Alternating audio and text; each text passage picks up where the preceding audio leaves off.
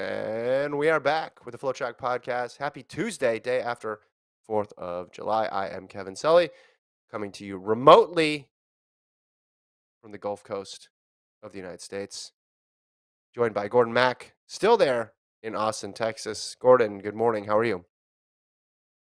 Doing all right. It's been so long since you've been on the podcast. You Mm-hmm. specifically, Kevin. The last podcast you did was like a week ago. Well, you recorded the Stockholm one on Thursday. Did we record on Yep. Wednesday?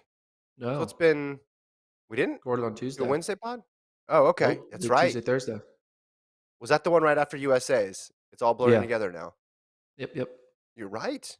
I'm rusty. I did listen to your pod though to get prepped. Your Okay. Stockholm recap pod. Do you want my notes now or later or never?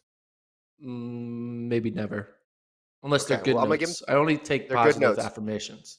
Yeah. Going, putting Mondo in the R block after he vaults a world record. Interesting choice. Second note: the moment you said, "When's the last time we've had 3 consecutive global championships with a different 100-meter man winning?" I thought to myself, literally the last 3 year span, and I wanted to I'm at stop four. you. I'm at four. I wanted to stop you. I was like, "Stop, Gordon, stop." And then you started reading them. You're like, "Oh 01, oh 02, oh 03." And I was like, "Oh, this is not going to end well because Yeah. 16, 17, 19, and 21 were all different."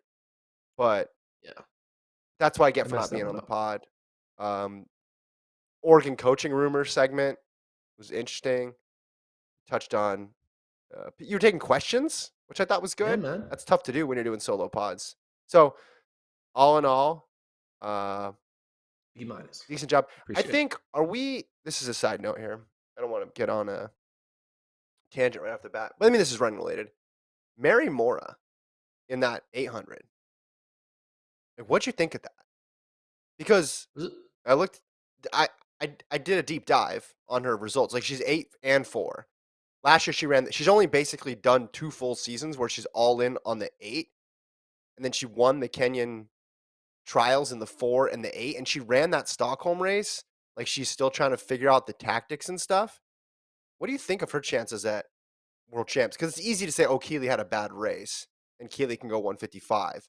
But I thought Mary Mora was just a, a real interesting like note in that Stockholm meet. Yeah, I mean, like I said in the podcast, like we're now coming off of two back-to-back races where the two obvious 1-2s in a Thing Mo and Hodgkinson have shown weaknesses. A Thing Mo Mhm. almost got beat, albeit she didn't, but she almost got beat, and then Hodgkinson got straight up beat. So the idea that this is like a lock of all locks of those are the top two, I think is kind of potentially not going to be true because Mora, like you said, ran extremely well. She could be the female version of Emmanuel Courier. And, Ajay Wilson Or gave a better. thing Mo a run for her money. So, or better. Yeah. Well, and then it made me think how many events, and you touched on this as well too. Like, who's the biggest favorite at the World Championships? And then you go through event by event, and there's a lot still up in the air. I feel like because even Oh, in the yeah. 100 and the two, like in the 100, you're like, all right, it's probably gonna be one of two people. But still, if you polled 100 people who watch track, that's gonna be split close to 50-50, I think. Same thing with the two. The four is a little clear. I think 8 people are still on a thing mode. Jasmine Camacho Quinn, the favorite in the high hurdles, but I think you'd get people picking other races. The longer distance stuff is up in the air. It's really Sydney when you talk about the running events on the women's side. Sydney and a thing Mo are like the ones where you feel like that would be a surprise if you didn't see their name in the gold medal position. And Shanae, Yeah. I guess, in the 400. Yeah. There's a lot of just like obvious like co favorites or obvious try favorites, but not as Mhm. many obvious single favorites. So, Did hey, you that's think why they about run that the at all? races. What's that? So you brought up Mondo being huge favorite. You brought up Krauser being huge Rojas. favorite, Rojas and McLaughlin. Now Rojas hasn't jumped for a while, but She doesn't need to. do you have an answer to that question? You floated it before. Like, who's the biggest favorite for Worlds? It's Mondo. 1,000%. Did you when he vaulted over the world record last week? Yeah, He had yeah, like a foot to go.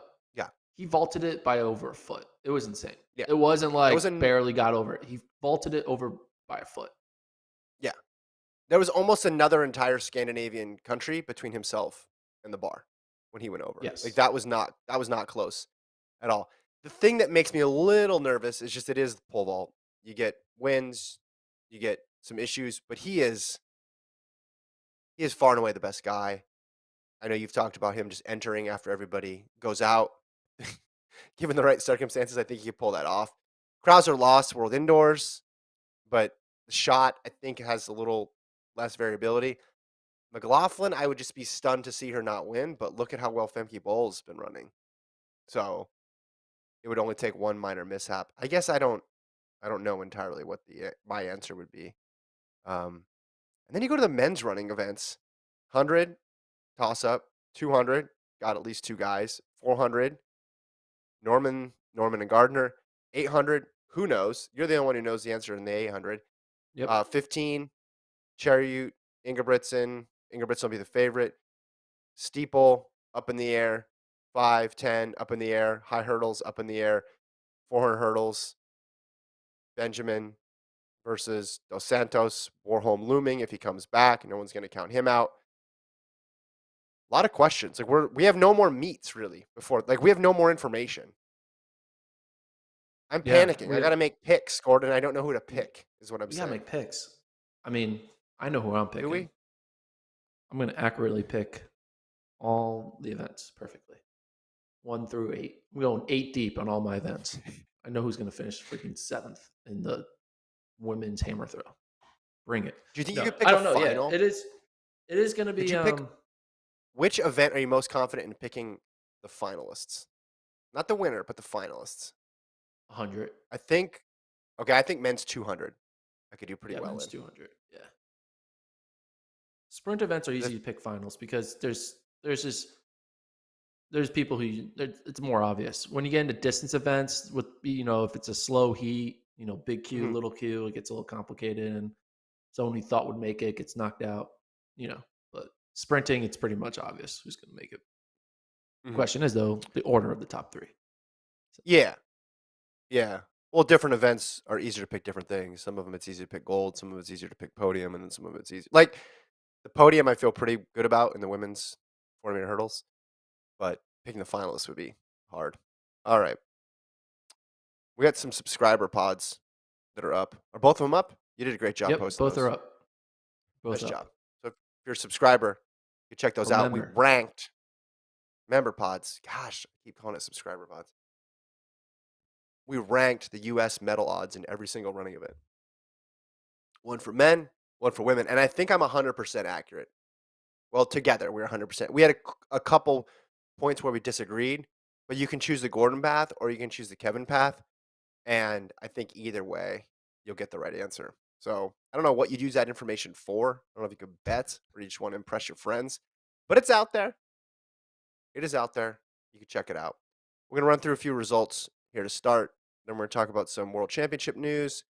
We'll talk about Abby Steiner, and we'll have the much anticipated Bowerman discussion. Not the Bowerman Track Club, but the Bowerman Award. I know you've been chomping at the bit to have this discussion, Gordon. I appreciate you waiting for me. You waited a whole pod. I thought you were going to go and do I it. waited a whole week. I waited a whole week.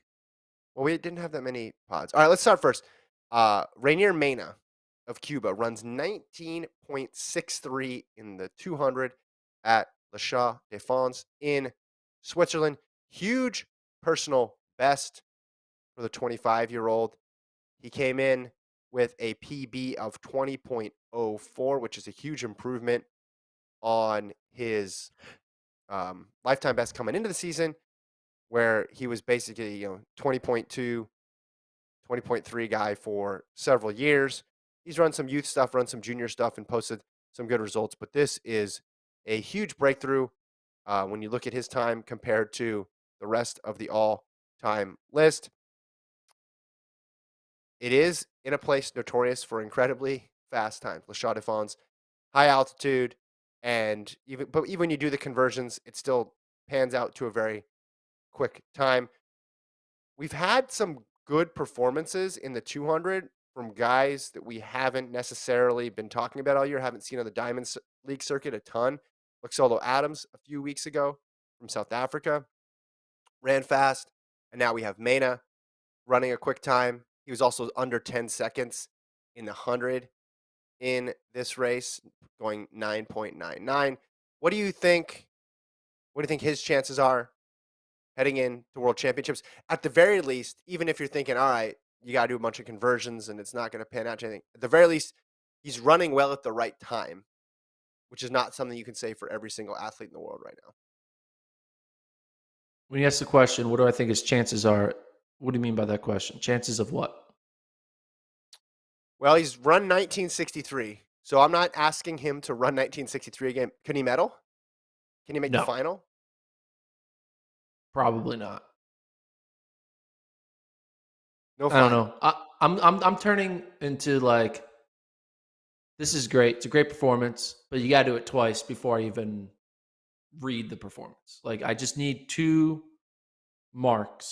elite marks before I go into the category of considering you at the global level.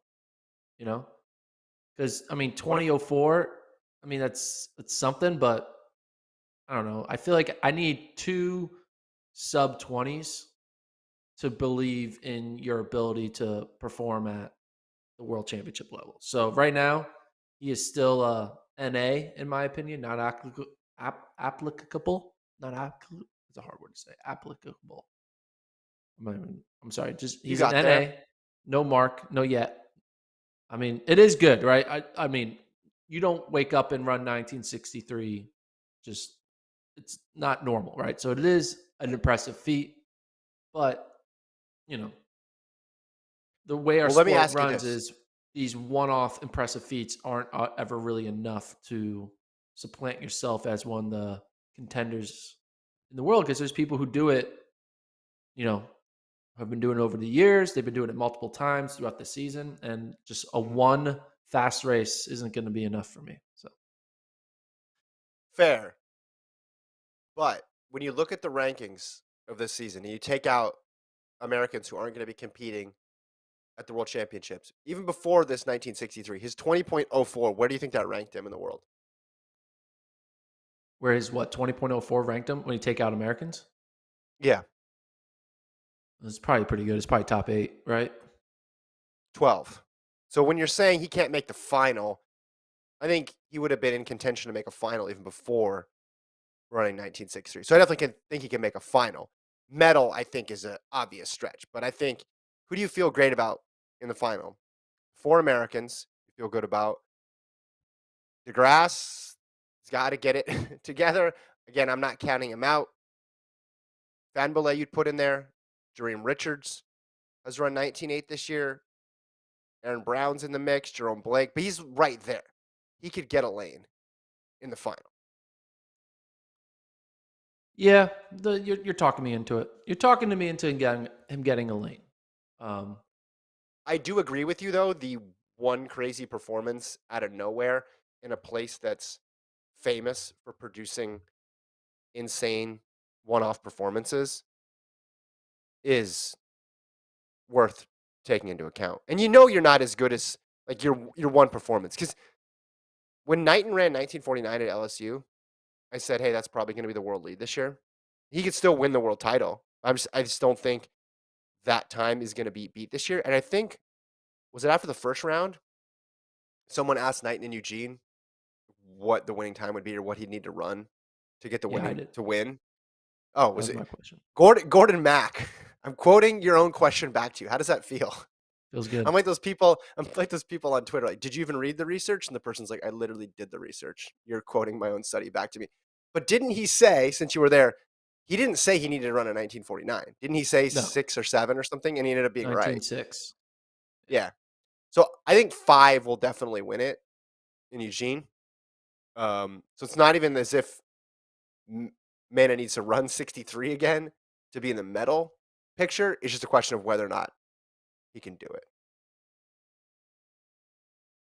hey, but it's cool. It's cool to have more people than just the Americans. So Yeah. it's gonna be hard to believe in Adams and Menya because they're kind of coming out of nowhere, running these one-off fast marks. You know, Yeah, it's a it's PB unfortunate, but you gotta it's a party. prove it to me type moment. Like they need to maybe go make the world championship final, get like fifth or sixth there, and then next year we look at them as like true contenders to medal. You know, they're a Mhm. year away in my mind. Yeah, I remember a few years ago it was McWalla who ran some crazy time there, and everyone's Yeah, like, "Wait, what?" And then you put it into the calculators, and calculators are inexact as well too. Altitude calculators, not actual calculators. Don't throw out your TI 83, kids. They're still good, but wind, altitude, all that other stuff, you can never get the exact correct picture of what it means. That's why people race at the same place at the same time. Let's talk now about Wade Van Niekerk. Ran his first, completed his first race of the season, I should say. He ran in the United States 44:58. Comfortable win for Van Niekerk. Mid 44s is what he was at last year. Heading in to Tokyo. This year a bit different because the injury. He's had even fewer races under his belt. This headline, though, I think sums it up that we have up on the screen here. Gets a confidence boost. I think it's got to be a confidence boost. I just don't know how much quicker he can get, given that we're right now in the final stages before World Championships. Like this is it, and it's just tough to drop a bunch of time in 2 weeks. yeah. I mean, on paper, like not on paper, but like when you see the number 44, you're like, ooh, that's like an elite time. But a lot of people can run 44 seconds, right? Mhm. A lot of people are going to run 44 seconds like 3 times in 3 or 4 days. Yeah, So it's kind of hard to like see a 44 mid and be like, uh-oh, watch out, Norman, watch out, Gardner. Because you look at where he is on the list, he's 14th on the list. And if you take yeah, out duplicate Americans, you only have to take out one, two, three. So he's 11th when you take out the duplicate Americans. So, yeah. and I think some people are still itching to run even faster. Again, he may get a lane, Mhm. but this is not a watch out. The great world record holders coming for Norman and James and Gardner and Allison. I just how old is Wade Van Niekerk now? 92, so he's 30, 30, right? Just turned 30. He turns about to 30 turn 30. in 10 Oh, days.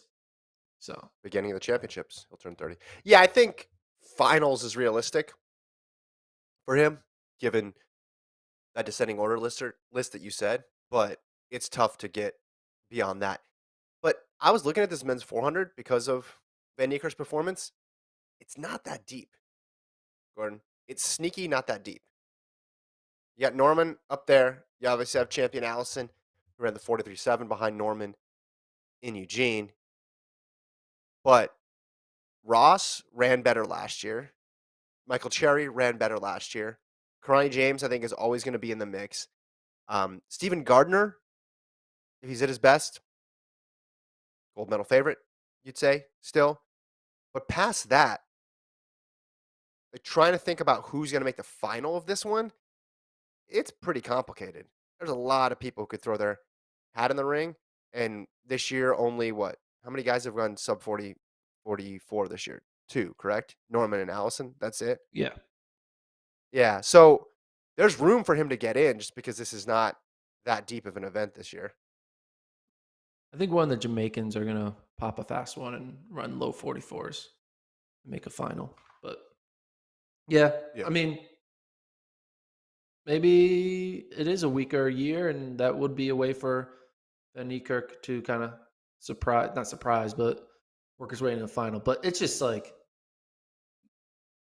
dealing with the injuries he's been dealing with and being at the Yeah. age that he's at, it's just so hard to beat someone who's 10 years younger than you Yeah. in a 400.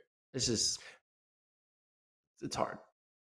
I think Gardner is. let's pull up Gardner's stats there, if you could, Colt number 5 there, Stephen Gardner. It's just because if he's at like I said, if he's at his best, gold medal favorite, but he hasn't raced a lot this year. If you look at 2022 results, you go down to those 400-meter outdoor results.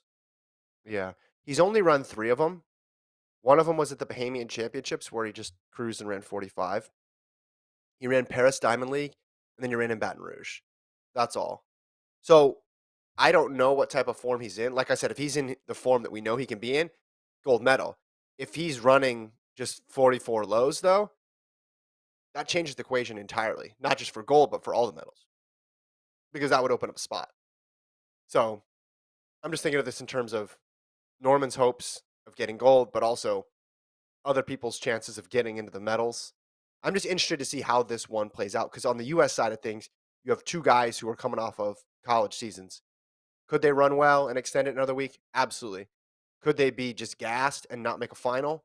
Absolutely. So then you take out two more guys and it just starts to get very thin at the top of the men's 400. What I'm We'll wait saying and is this is a see. great opportunity. This is a great opportunity for Michael Norman to win gold. Is what I'm saying. This is a You're clear getting sucked path. in, bro. You're getting I sucked do it into every Michael year. Norman. You're getting sucked I in. do it every year. Be careful. Um, yeah. Pull up Karani James. Someone's asking about Karani James in the chat. So I'm not forgetting about Karani James. We'd never forget about Karani James. But I mean Norman's looked better this year than James. Now James has run more than Gardner. He's run 5 400s, won all of them except for that one in pre when Norman beat him. But I think James is gonna medal. Like I would bet on Karani James to medal. If I had to give you the podium right now of the medalists, I'd say in some order, Stephen Gardner, Michael Norman, and Karani James. But again, not much is known this year, except that Norman is in good form. That's the one certainty that we have going into the World Championships. But we know the championship he hasn't been able to get that global medal. So even the person who's been the most consistent this year, there's question marks about when it comes to time for the championships. So I'm excited to see it. It'll be a fun one. We'll talk about the World Athletics Marathon update. World Athletics Marathon update. Gordon will be there, 6 a.m. outside of Autzen Stadium. Gordon will be sending tweets, live updates, time projections, pretty much every mile. So be sure to tune in. For the women's race, Team USA has a change. Molly Seidel has withdrawn, and she'll be replaced by Kira D'Amato.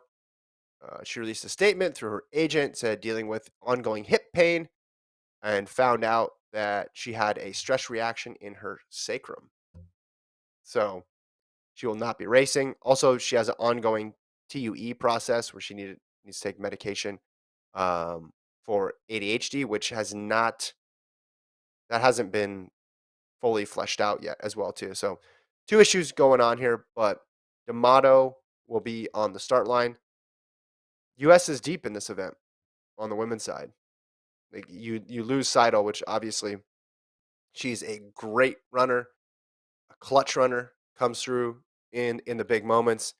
But D'Amato, I mean, we've seen how good she can be as well too. So D'Amato will join a strong squad for the US trying to get a medal.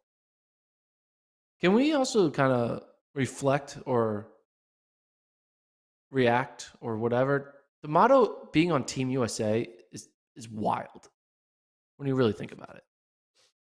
She was just like a non like relevant runner who then during COVID out of nowhere runs like a 15:05K, then starts getting better, starts moving up into the marathon and starts Mhm. running solid marathons, and then all of a sudden she's running elite level marathons. Then all of a sudden she is now on Team USA. She was fourth in the running for Team USA, and now she got bumped up because of the scratch. But Kira D'Amato's story is freaking incredible, going from just you know Out of the sport. not out of the sport athlete to now. Mhm. not just being back in the sport, but being at it at the highest level. We're representing Yeah. USA. It's nuts. Like people would kill for D'Amato's past 3 years, and she did it like super late in her career. How old is she now? She like 36, 37? I don't even know how old she's over And 35. keep at. Yeah. So it's just wild what she's been able to do. And it's pretty cool for D'Amato to be able to have this Team USA moment. Obviously, hopefully Molly gets better. And Molly still has a long career ahead of her. She's coming off of freaking getting a medal at the Olympics. So she's going Yeah. to be fine. But for Kira D'Amato, who's in the late stages of her career, her early, late career, you can say it that way. It's pretty cool for her to have this moment. So I'm really excited for D'Amato to make her first U.S. team after not being in running for like 10 plus years. Yeah. 37 years old, Kira D'Amato. And we've seen the US win medals in these type of championship races before. So, and then now you have people you have a whole team there of people that it wouldn't surprise you if they got a medal, right? Like if Sarah Hall medals, that's not crazy. Oftentimes they send a team and you think, okay, one person out of this group has a shot. On the US side, they've all shown flashes of it and could pull it off on the day. So I'm excited to see it in person. I know you're excited. 6 a.m., getting out there, mile by mile, marathon coverage, courtesy of Gordon Mack. If you're running a race at 6 a.m., what time do you have to wake up? I think it actually starts at 6:30, but I want you there at 6 just to make Okay. sure you're ready and have the Twitter login and stuff like that for your mile by mile splits. I think they'll get up at 4:30. It's We could ask maybe after the race, we get the first question in the press conference to the gold medal winner, and we say, "Yes, this is Gordon Mack from FloTrack. Question to the gold medalist: What time did you wake up this morning? Thank you. What'd you eat for breakfast? What food? How hydrated are you? Would you Yeah. say?" We have this producer Colt who says the key to life is proper hydration. Agree, disagree? I'll hang up and listen. Make it happen. I'll ask that question. Yeah, It'll be an I think interesting question to actually ask I because, think you should do it. you know, You just say this is really early. I've never been up this early before. Okay. well, you have to Did any also of you wake guys up just earlier than stay up? normal because waking up early is a thing. Like, that's fine. But, like, Well, waking they're up early marathon to then runners. put your body through one of the hardest 2 hours of your life, is another level of waking up. So you wake up even earlier than normal, what do you, I don't know. Yeah, yeah. They're marathon runners though. They run a lot of races early, so I think they'll be fine. It could be hot though. It was getting warm towards the end of USA's. I haven't looked at the extended 10-day forecast in Eugene. We'll get a weather report, I think, tomorrow from Colt, our weather reporter extraordinaire.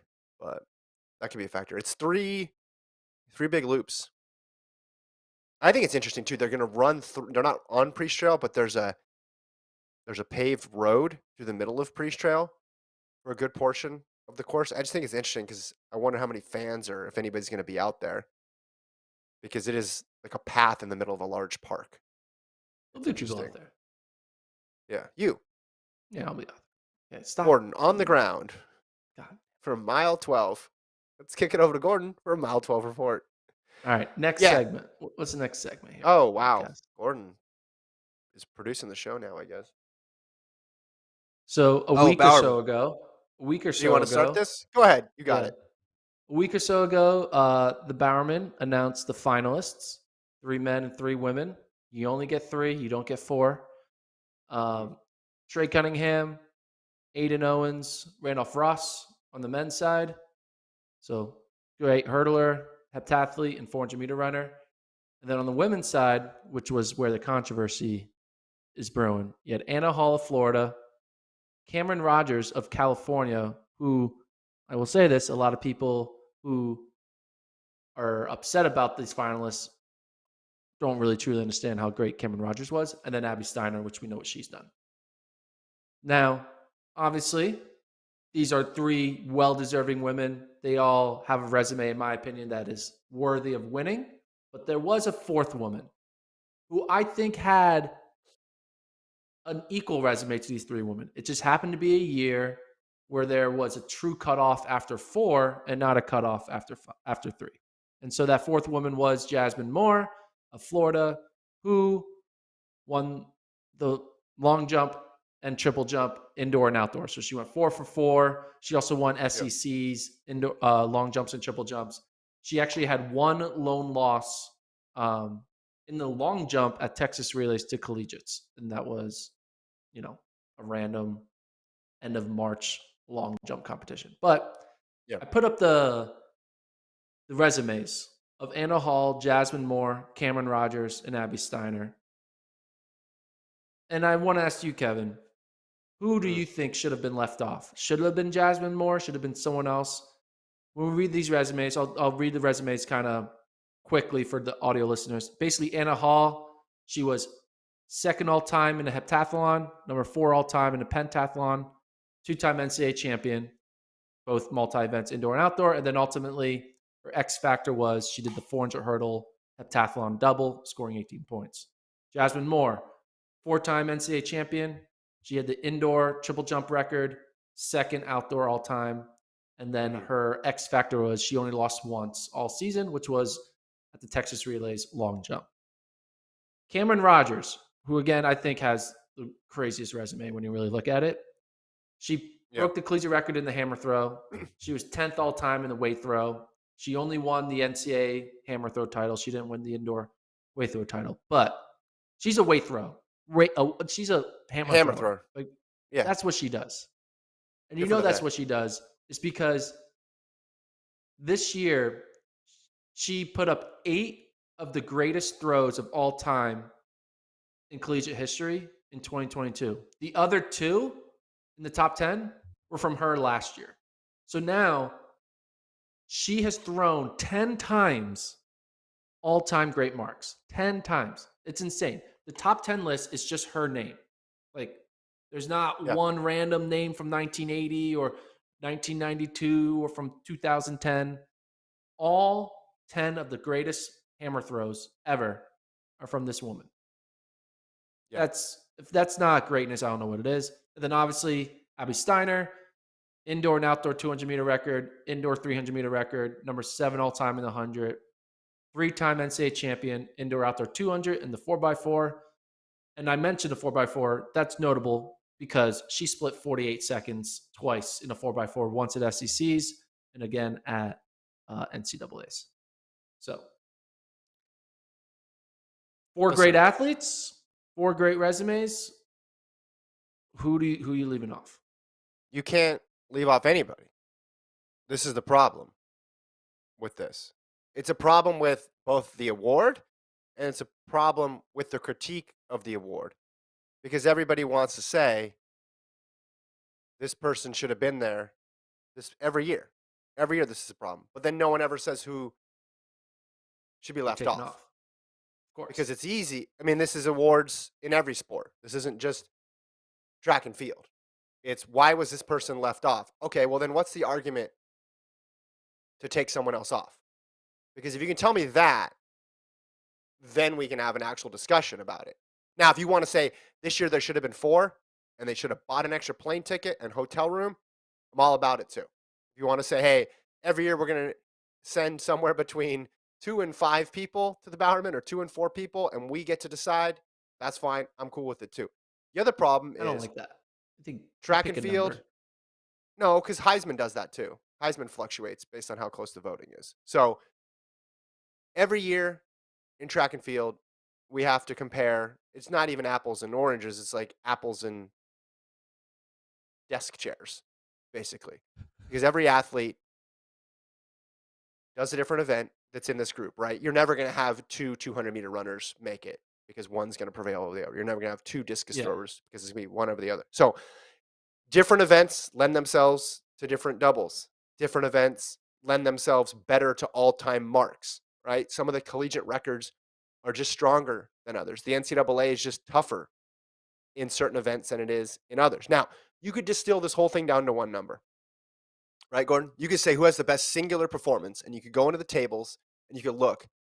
But that doesn't tell the story of a whole season because a season isn't about one performance. Well, then you could add up all the performances. But again, then you're favoring people who can do doubles versus those who can't. And if you want to get an example of this, I mean, when is a javelin thrower, right? Can a javelin thrower double the same as a 5,000 meter runner? I don't think that's going to be as common as a 5,000 meter runner. So there's a bunch of different issues with this. People get upset. I get it because everybody wants recognition. Everybody wants their season validated. But if you're arguing that Cameron Rogers shouldn't be a finalist, you're basically saying hammer throwers shouldn't be considered for the event or for the award, right? Because there's nothing Yeah. else she could have done. Top Nothing. 10 all time. Now, if you're going to say, all right, well, her throws relative to the rest of the world are different than this other mark relative to the rest of the world. Okay, that's fine. But I'm saying there's nothing else that she could have done in the hammer throw this year. If you're not going to have her make a final, at least, not even what you could say she should win the thing because there's nothing else she could have done. Anna Hall, spectacular multi-event, and then sprinkles on the open 400-meter hurdles. Like, are you kidding me? That's amazing. I don't want to leave her off. Jasmine Moore basically did everything that she could do. She doubles in both, right? Sets a record in one of them. Only loses one, and it's a early season meet. Not going to hold that against her. Steiner, you talked about not just what she did in the 200, but what she did in the 4x4, right? What she did in the 100. I guess if you're making a case against her, it's that she lost SECs. Well, who did she lose to? She lost a collegiate record holder, Favor O'Feely. So my opinion is high enough of Favor O'Feely that I'm not counting that as that much of a strike against Steiner to lose to the person who has a collegiate record. The important thing is she came back and she won and she ran even faster. So these discussions are very frustrating for me to hear it. I think, again, if you're going to say this person should be on, you have to say who you're going to take off. And I think just in general, giving one track and field award is just very difficult. And then they compare it to the Heisman. One defensive player has won the Heisman in history, Charles Woodson. And the year he won it, he also played some offense and returned some punts. So you're telling me that the history of college football, objectively, the best football player has never been on defense except for one time? That's the only time in history that the best player was on defense? Or talk about offensive linemen. Nope. Tight end. No, it's always a quarterback or running back or receiver. That's it. Those are the only people who have been the best college football player in each given season. No, of course that's not true.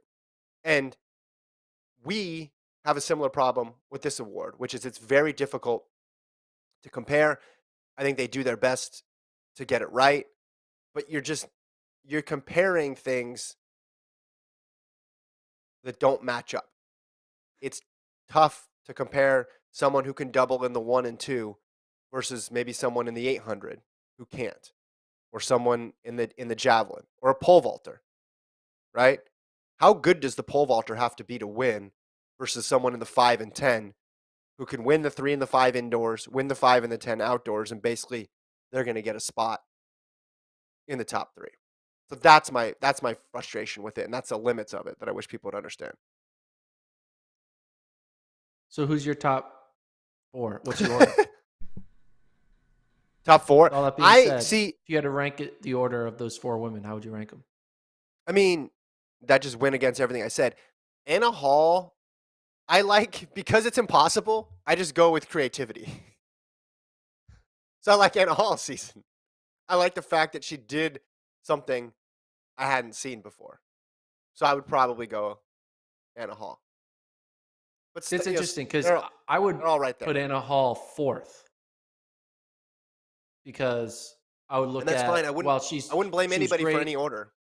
Yeah, I would put Anna Hall 4th because while she was great in the heptathlon and pentathlon, she wasn't an all-time great. She was, 4th all-time and 6th or 5th all-time. Something. What was the exact number? I forget. But she doesn't own a collegiate record. Now, Yeah, but what she did are we supposed to glorify getting second? I guess, I don't know. At the same time, she did lose to Britton Wilson, who made Team USA. So she would have won it in any other year. Just having Britton Wilson was in her way.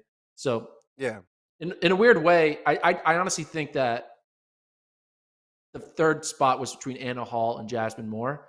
I think Cameron Rogers and Abby Steiner were 100% going to be on it, and they had to choose between Hall and Moore.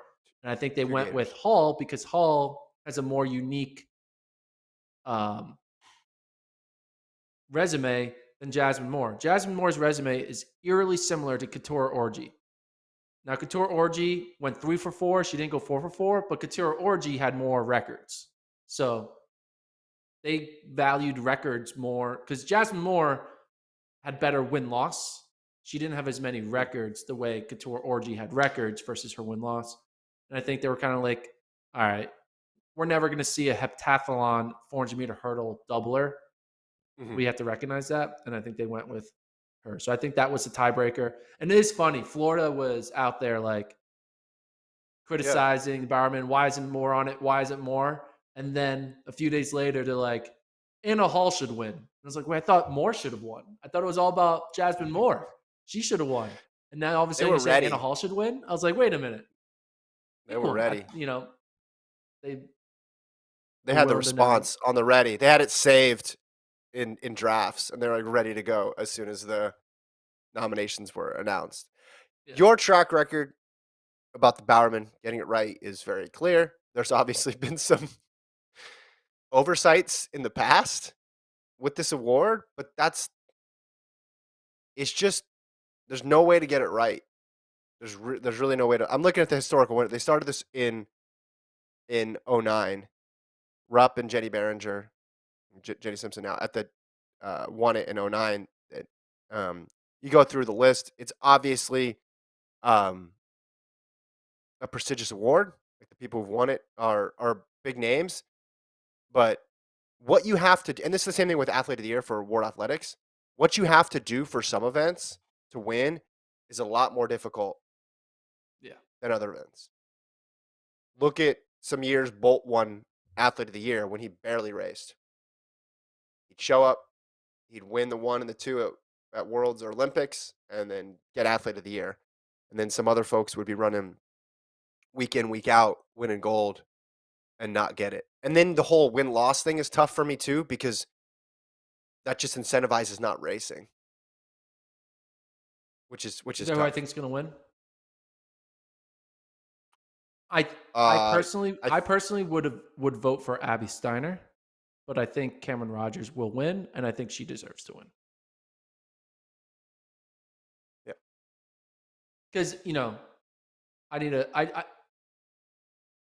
think the way Abby would have won is if she also won the 100, but because she didn't win the 100, that's going to be used Yeah, against her. if she So won the 100, that's yeah. But again, that's the point. My point is you get penalized for trying to do more, which yeah, is silly. but you also get Like penalized for doing less because Cameron right, Rogers, everyone's like, you just did the hammer throw. Jasmine right. Moore is out there doing 2 events, and it's like, well, Yeah. there's not the triple hammer and the single hammer. There's just one hammer. So Yeah. Well, and with Steiner, she has the boost for the 4x4, but what if Kentucky didn't have 3 other really good women? yeah, So they were not even in that position. So you benefit too.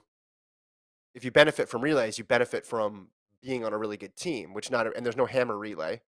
There's no yeah. triple jump relay. There's no heptathlon relay. So it's like an extra opportunity for her to run. You told me before, you said the thing is slanted towards people who can double. But I think it's particularly slanted towards I mean, if you 1, 2, and 4, because then you can get an extra title there in a 4x1 or in a 4x4. Not to take away from anybody who's won it in those, and it's also on the distance side of things. 5 and 10, and then indoors you can go 3 and 5. You can go DMR and you can DMR and 3. You can win. You can rack up a bunch of wins that way, basically. My personal order would go Abby, Cameron, Jasmine Moore, Anna Hall. My prediction order is it goes Cameron, Abby, Anna Hall, and then Jasmine Moore was 4th. All right, let's keep moving. That was Bowerman way talk. late discussion. We did like 40 minutes on Bowerman. Yeah, it's gonna be a tough clip for you to cut. A lot of gigs going up in the CMS. Speaking Gotta of trim a that down. Bowerman nominee, Abby Steiner was Mhm. in the news, kind of, but not really. There was some reports out there that she signed a $2 million deal with Puma, and the reports are based off of a post on an internet forum on a Facebook group, and people are just running with it. Uh, what do you know about Abby Steiner and her potential contract that she just signed? Well, I know that a gentleman from the Columbus Dispatch tweeted out, which Abby's from Ohio. We could throw that tweet up there now, the one at the top. Yeah. Steve Blackledge is the name of the reporter. She does intend to sign an endorsement deal, but widespread Twitter reports say are premature and she plans to make it official on July 14th. Yeah, I think she's obviously going pro. She said she's going pro. I don't.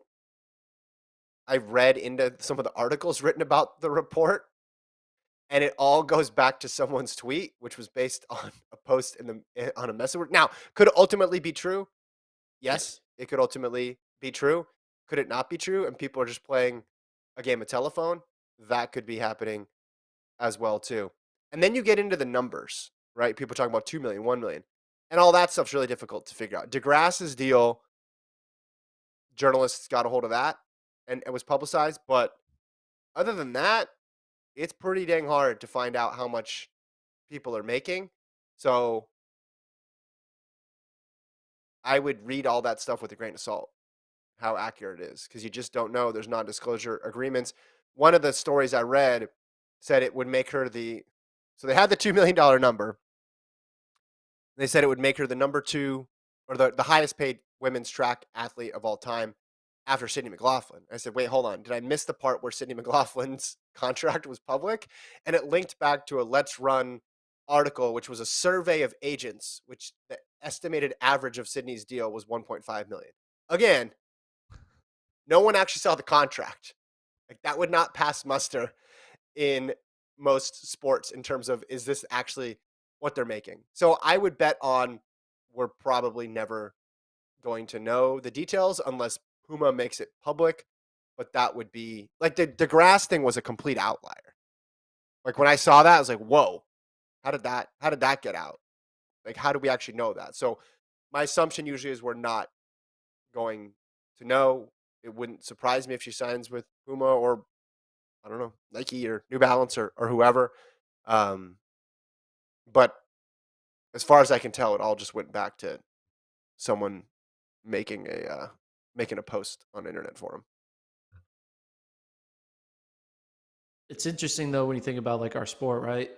Puma could be giving, Abby Steiner $2 million, but when she's on the biggest stage, she's gonna be wearing a giant Nike swoosh on her chest because she'll be Yep. wearing Team USA kit. So kind of like that's the one thing Yep. about these deals and the struggle for these track athletes is that because the biggest moment of their career, their sponsor isn't really visible as often. I mean, obviously they're on the shoes; they can take their shoes off and put it around their neck and in the post race interviews and all that stuff. But Yeah. at the end of the day, Nike still gets to have the last laugh every time when they see their New Balance and Adidas and Puma athletes rocking a Nike swoosh at the world championship level. At what point in an athlete's career do they learn to take off the shoes and put them around their neck for the interviews? I don't know, like Is that a year year two. two thing? Yeah, it's Okay. year two. Is it something Year the one, you agent don't want tells to. you right away? Well, year one, you're just happy to be there. You don't want to make any mistakes. You're like, all right, it's just like I don't want to bother. I don't want to rock the boat. And then you realize, Yeah. okay, I can rock the boat. I can do what I want. Okay, and then at what point in your career do you strategically place the shoes over the other logo on your jersey? That That's seems like a like a year veteran thing. four. It's a year four. It's like a going into fifth year senior mode. Yeah. You have the place Positioning your product placement. spikes Yeah, over, or you get the flag and you put it. There's that flag is a good famous. one. Flag is good. People do the flag a lot. Oh Well, yeah, that's the I'm just famous Dream Team photo with Michael Jordan, right? And how they all were standing, and they were covering up the logos because they were Nike. Yeah, I was surprised this year during USA's, it seemed as if a smaller amount of athletes were getting signed mid-meet. And maybe it's Yeah. just because my memory is of the trials, and the trials, more people are gonna get signed because it's the Olympics, and also the meet is longer. But Trey Cunningham showed up with Adidas, right? Or was that after the Yeah. first round? Did he ever No, okay, he so was he didn't always run in Adidas. What? yeah. No, he was more. Yeah. So sometimes what if people don't know, sometimes what happens is they'll run around and then they'll get signed. They'll run around in their college jersey or unsponsored, just a generic jersey, and then they'll get signed before the semis, or they'll get signed before the finals. And we didn't see a lot of that. And I think we thought, okay, Steiner or one of these other collegians, that'll happen to them, particularly Steiner. And we shouldn't see it. We shouldn't see it. Yeah. So last thing. Should we talk about the last thing? This has been a very this isn't one of our best podcasts, I'm gonna be honest. What do you mean? I thought this You're was good. you're on your game. I'm not on my game. I've had a long weekend, man. Like 4th of July took a lot out of me. The sun, the beverages, the fireworks took a lot out. So trying to get I myself thought back you did into good. podcast mode. I thought you've been oh, really? I thought you've been doing good. I appreciate that. Maybe you just have no concept of your own performance. That could be Maybe it. you thought you ran a 10,900, but you really ran 10. Cole, how is Gordon doing relative to his normal performance? Honestly, Colt's unbiased. solid. This is like a 8 out of 10 for Gordon, Oh, for wow. sure. Okay. Yeah, you're killing Yeah. it, man. You're good. I'll take No, I that. thought the Bowerman stuff was well thought out. You had all the Okay, statistics. we don't need to be doing I have recap pods mid pod of the pod we're recapping. Okay, we don't need to talk about why not? previous segments as the next segment. Like that is a bad podcast experience. Let's just like Sure. remember That like members minute only? 10. Remember minute 10 when you said the word the weird. Come on. We're done. No, I don't think you screwed up minute 10. I think you've been doing great, man. Let's keep it up. Do you want to talk about the London Marathon start list, Gordon? Is that where you want to go with the end of the pod? Well, this was announced London Marathon live on FloTrack for US viewers, and the women's field was announced, and it's pretty damn good. Let's zoom in. You got to zoom in. You look at that start list. World record holder Koska is going to be there. Then there's what 1, 2, 3, 4, 5 women who have broken 218. Another 3 who have broken 219. Another one who's broken 220. It's just like deep with amazing marathoners with Koskai, Jepkoski, both in there. I'm excited for this on the women's side. And then Eilish McLaughlin. I McColgan. said that. McColgan. I apologize. She's making a debut for Great Britain. She's been running great 10Ks. I think she has the second fastest 10K in the world right now, right? I think so. From that race was Yeah. that was a weird race because it was the Ethiopian trials at the same time. And she just Yeah. like went off on her own, and then they ran a tactical race behind her. So it'll be cool to see how she does in the marathon debut post Worlds. Yeah. Listen, London's always solid. This will be a good one. Real deep. Kosgei delivered last year. Jep Kosgei coming off a rare off race for her. There's a lot to like about this race, and it's going to be in the fall, as you mentioned. Then we'll go back into the spring, and hopefully we'll keep that normal cadence, that normal schedule. Gordon, I got breaking news. Do you really? Beep, beep, beep, Well, I have beep, an beep, beep, beep, beep, beep, beep, Is it beep, mocking beep, beep, break? beep, Is it real beep, breaking beep. news or is it? No, I have an update to the first Okay. story that we discussed. I will put it here so Cole can throw the tweet up. Victor Almeida, journalism student at the University of Havana, who covers track and field, he posted a little while ago athletes of Cuban nationality who are classified by marks or rankings to the World Championships in Eugene, but will not compete to the national team or by personal decision. And he lists Juan Miguel Echeverria, the long jumper, Rainier Mena, the guy who just ran the 200, and then a bunch of other athletes in there as well. So it looks like Mena will not be competing. Guy runs In 19.6 and then he's not going to the Worlds. Our sport is fucking dumb. Well, okay. See, now you were doing good until That's dumb. 56. That's dumb. I'm sorry. Yeah. Well, no, there's other. That's I think all. there's other stuff there's been a lot of athletes changing allegiance going from Cuba to Portugal throughout the past couple years. So I don't know what's going. There's been a long record of Cuban athletes not competing for Cuba or being held out of the championships. I don't know if this is necessarily a track specific thing.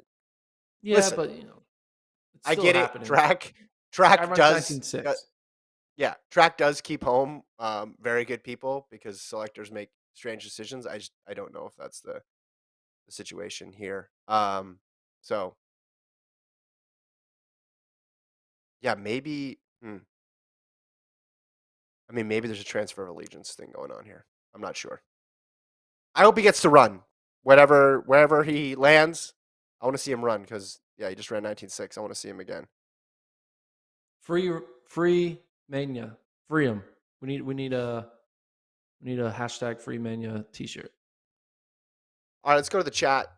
Since you handled the chat so well last time, let's run it back. Am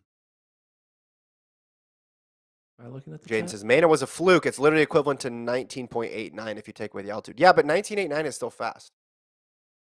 It's not gold medal fast, It's still fast. but that's still make the final, and you're in the mix fast. Someone brings up Ortega doing the same thing.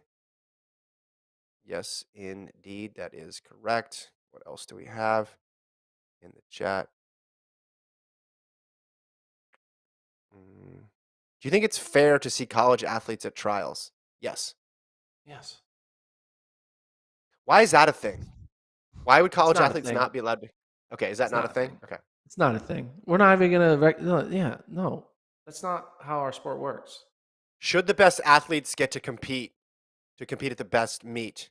Gordon, your thoughts? Banning college athletes from the trials is just a way to like make subpar athletes feel better about themselves because they're getting beat by college athletes. Hell, they're getting beat by high school kids. You can't beat them. You don't ban them. You beat them. So banning college Yeah. kids from our sport is just going to make subpar athletes elevated. And we shouldn't be elevating subpar athletes. We should be elevating the best athletes, which happen to be kids who are aged 20 to 26. And guess what? 20, 21, and 22 happen to still be in college. I know Ingebrigtsen was never in college, but should he have been banned for the Norwegian Championships? I just want to throw that out there. Should have been banned. Are more I still people not believe the talking whole about if you lose to a high schooler twice, you're out of here. I had to go do my research to see if there's been anyone who actually did lose to a high schooler twice, because then So the college kids did really well this year, though. If you go event by event, right? You go down the line. Like they did. I think they college did kids show do up. well every year. They do well every year. But this is particular. Jefferson in the 100, Steiner in the 200, Diggs in the 400. Just take those That's three. true. Have That's collegians true. ever swept the 1, 2, and the 4? We didn't talk about it much on this pod. Like you'd have to go back and look. But is that a reason to change the rules? No. Why would you not want your fastest people going to the World Championships? I mean, that makes zero sense. I think the quick turnaround helped these athletes. People say, oh, it hurts because they got to come back up for another competition. But I think if you give me the choice between, hey, they can have the U.S. Championships 2 weeks after or 6 weeks after, I'd take the 2 weeks after. I'd take the 2 weeks every day of the week. I mean, you had Britton Wilson doing well. You had Trevor Bassett making it, and on and on and on. There was a lot of collegiate representation. But that's not part of the reason. I mean, I just think they are the best. And sometimes young people are good at sports. That's all it is. Well, Who cares what they happen to be doing between 9 a.m. and 3 p.m.? Oh, they're going to class. Big deal. They have 2 legs and 2 arms just like you, and they're running. And they happen to be studying algebra in the meantime. Big deal. Who cares? Should we ban? You know what we should do? We should ban all athletes who are coached by coaches who coach college.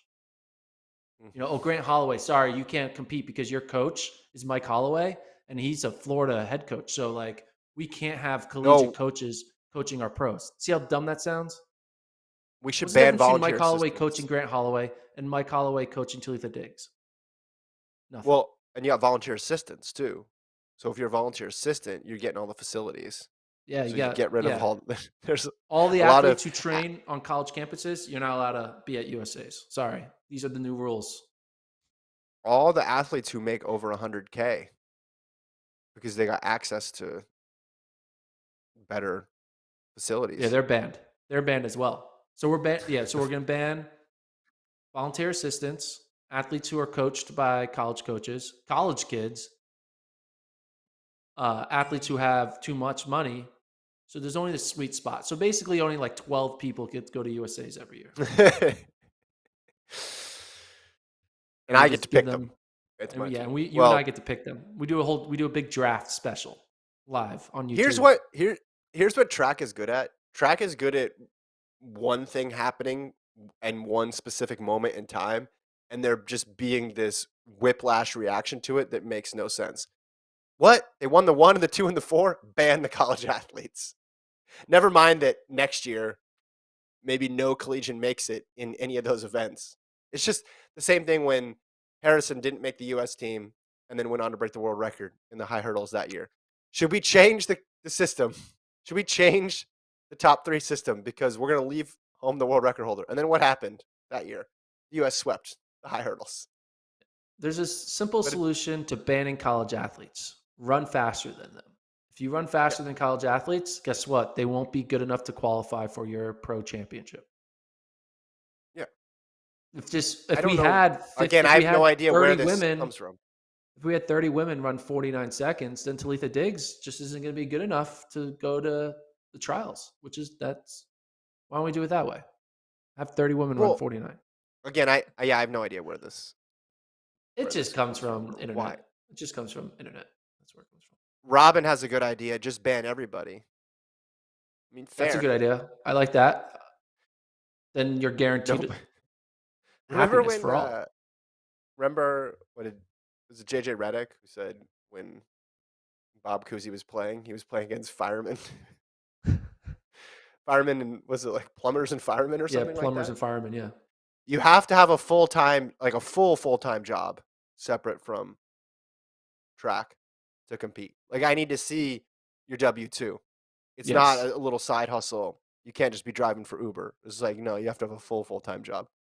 Teacher. Yeah, give me your references. Doctor. I got to call them and ask how often are you at work, Yeah. so I know. Yeah, you truly are. You're only allowed to train 3 hours a week. I want to see who the best person is with the least amount of resources because that's what sports is about. Yeah. No shoes. No shoes. Good idea, Colt. Yeah, shoes. I mean, that was a thing. I mean, people were trying to ban people from wearing Nikes. I mean, as much as a joke that Colt little just bit said, different. That was like a take. Hey, your spikes are too fast. What are we doing here? You have to have slower spikes. We can't have the fast spikes. Only the slow spikes count. I mean, I'm trying to see the thought process behind this point, and the thought process is they did well. You wanna stand for your fellow athletes who are pro, and you're jealous of college kids beating them, so you think like this is unfair. But nobody wants that. The pros don't want that. The pros are competitive. They're not thinking, man, you know who should be gone? These athletes who are 4 or 5 years younger than me. That's ridiculous. That's runs counter to everything about competitive sports. If your goal is to get the most amount of medals, you want the best team when you let everybody compete who's eligible to compete. And then they think that we'll become more professional if college kids aren't in the meet. And that's not how it works. You're not going to be all of a sudden be like, you know what? Now that the college kids are gone, I now want to give everyone millions of dollars. And this is now a professional league because there's no college kids. Look at that. No, the money's all not the money going now. No. Yeah, but it's stupid. It's a fake way to think you're creating a pro atmosphere. No. Our sport is not operated that way. Our sport is an individual sport. There's no such thing as a league. Like, that's not ever going to happen. You can make as many logos, have as many drafts, have as many, I play for this city and that city. You can do it all. You can have as many training group team names and all that. It's not going to change the fact that this is an individual sport. And that's that. Well, and colleges aren't going to take the money that they were going to spend on track athletes and invest it into a pro track. Like what? All right. Someone says they were saying that college kids should declare before competing. What does that mean? Declare. Go Declare pro. what? Be pro. No, they're allowed to No. come back. What? What are we They doing want here? they want to pretend that USA's is the same thing as the NBA, and it's not. Yeah, what? USA's is an all-comers meet. Anyone can go to it. You just have to be fast enough. You just have to accept Yeah, that our sport is that kind a of sport I like that. I like that about track. I think that's a cool part about track. It's a meritocracy. Run the time, you show up. Doesn't matter Yeah. if you're a senior in high school or 45 years old. Run the time, you show up. Thomas says, "Oh boy, how this podcast has come off the tracks." No, it's only come off the tracks because this idea. Declare. So they have to go pro. What if they don't have a deal? What if they want to stay in college and compete collegiately? It's just supposed to pick the fastest people. This isn't. You're making a simple thing complicated. That's what's happening. This does not need to be that complex. This year, the college athletes did really well. Usually they do pretty well because, as Gordon mentioned, 20 to 27 in most events is going to be your peak, and that overlaps with college. But go back and look at how many 400-meter runners have run really well in the NCAA and then gone on to run well at the World Championships and the Olympics. It's a long list. What would be funny if the U.S. did this and then the other countries didn't? They're just using all their collegiate athletes and just cleaning up. Just absolutely cleaning up. Because imagine if US then had to send it's like we're going to send a bunch of 22.5 women instead of a bunch of 21.8 women. Well, it's just then complicated. You're having a track meet.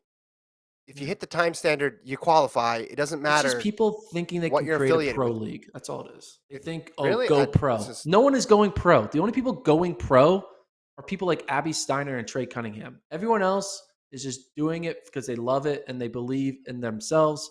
And they're like, Alicia Johnson, who believed in herself, and then she worked hard for many years, and now she's running a top 3 time in the world, and she's probably going to get a contract out of it because she's able to prove that I went from making semifinals and making second tier finals to now all of a sudden being top 3 in the world, being running for an outdoor medal, and you're gonna get rewarded. Our sport is just it's not gonna reward number 25 on the list. It's just not. It's only gonna reward number 3 and up, which is unfortunate.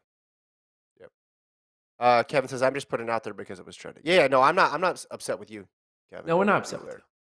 It was the idea. We love it was the idea. We love our users. We love our viewers. And his great name too. Hold on, I want to do this one more before we go. Dina says, "Talk about the 4x1." I think we should save that. We need to save that. What? Come on. Say that we're doing a pod literally tomorrow. Let's talk about the 4x1 tomorrow. It's 10:10, man. We've been going long. Let's talk about the 4x1 Colt's tomorrow. going to get mad. All right, so tomorrow's topic going to be who the U.S. should put on the 4x1 and 4x4? Yeah, we're gonna line up the relay. We're gonna coach it. We're gonna coach it. We're gonna figure it out, and we're gonna come up with the orders for the 4 relays. No, the 6 relays. The 5. We'll do the 2 4x4s, the 2 4x1s, and the mixed 4x4. You're gonna do the mixed 4x4. We're gonna have who's in the prelims, who's in the finals, the order. It's gonna be really. It's gonna be all right. Yeah. I'm cutting out my beach time today. Then Coach Gordon's coming. Actually, I'm gonna bring a notebook to the beach today. I was gonna say I'm gonna cut out my beach time, but I can't do that completely. I'm just gonna be running every simulation in my head. Who's in the first round of the mixed gender 4x4? Who's in the second round? I'm gonna look the schedule up. This is good. This is good homework for tomorrow. Yeah. All right. Thanks for listening. Like, subscribe. Yeah. Email us. Thank you, guys. Guess my PR. Email us. Internet coach. We haven't done that because of USA's. We'll get back to that. Yeah, and then there's gonna be Worlds and Friday. No. Let's not set unrealistic. We can do that on Friday. We can do it on Friday. Maybe we could do it on Friday. The World Championships are coming up, and then we're gonna have 10 shows in a row. I don't know. Yeah, but we can do it Friday. This Friday, That's fine. we can do that. There's nothing going on this weekend. We can talk about Okay. our viewers' local PBs. We can do that. Okay. The email address is flotrackpodcast@gmail.com. In the subject line, put guess my PR or internet coach or why college athletes should be banned from USA's. Whatever you want. Thanks to Colt for producing. Again, we'll do the relay show tomorrow live, 9 a.m. Central on YouTube, or you can catch the show after archived on YouTube or in audio format wherever you listen to podcasts. We'll talk to you guys then.